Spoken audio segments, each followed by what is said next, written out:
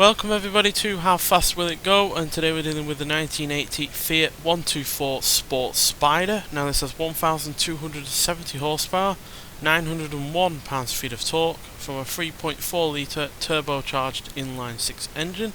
The car itself now weighs 2,232 pounds, has all-wheel drive, and it can now do 0 to 60 in 2.220 seconds and 0 to 104.221 seconds. So pretty damn sharpish in terms of acceleration, which is obviously helped by the fact it now has well over 1100 horsepower more than it had originally, plus the fact that it doesn't weigh all that much either.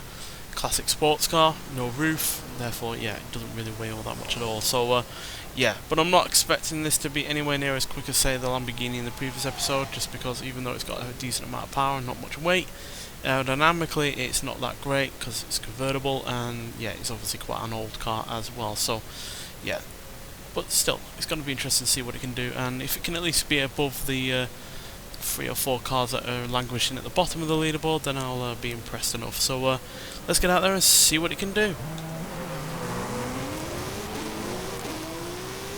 Properly quick in terms of acceleration though, as you can see, so even if it's not going to be the quickest at the top end, it's easily one of the faster cars that we've had in terms of acceleration, especially when you consider its age.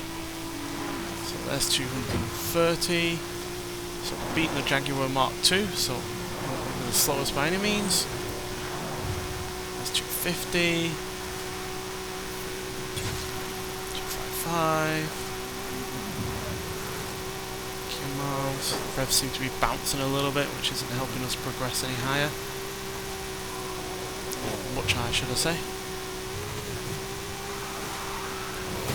Yeah, the handling there is not great. But then again, this car could only do like 105, 110 miles an hour, something like that originally, so well and truly out of its comfort zone.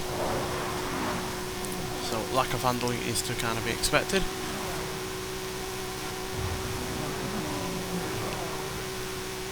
With all the handling upgrades we're doing it. So yeah, as per usual, we're going to gain speed on this downhill section, but after the fact is where we really not bothered about, to see if we can hold the speed on the flat part. So that's 262, scrubbing some speed off now.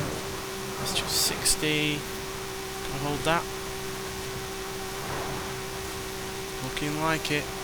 Yeah, 260 miles an hour, so not the fastest by any means. That's 10 mile an hour slower than the Lamborghini in the previous episode, but still, that is properly quick for a car of this age. You know, it's more than 40 years old now, and yeah, it certainly wasn't meant for doing that kind of speed to start with. So that matches the Chevrolet Corvette, the original one from 1953, beats the Ford Capri RS 3100, the Ford F-150 SVT Lightning, and the Jaguar Mark II, and it's 2 mile an hour behind the Cupra Tavascan Concept, 3 mile an hour behind the Mazda 323 GTR, and 4 mile an hour behind both the Lamborghini Espada 400 GT and the ATS GT. So yeah, it's not all that far off a modern supercar in the form of the ATS GT, so at the end of the day that is pretty damn sharpish, and the acceleration is pretty great as well.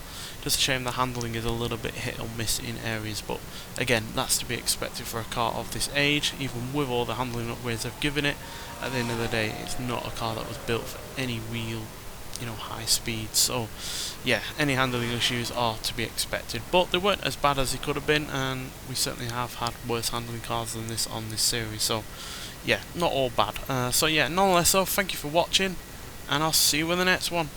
Bye.